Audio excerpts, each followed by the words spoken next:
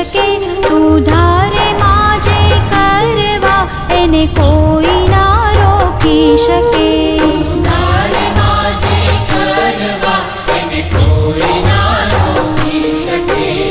હે માં મેલડી હાથ જોડી કરું તને વંદના.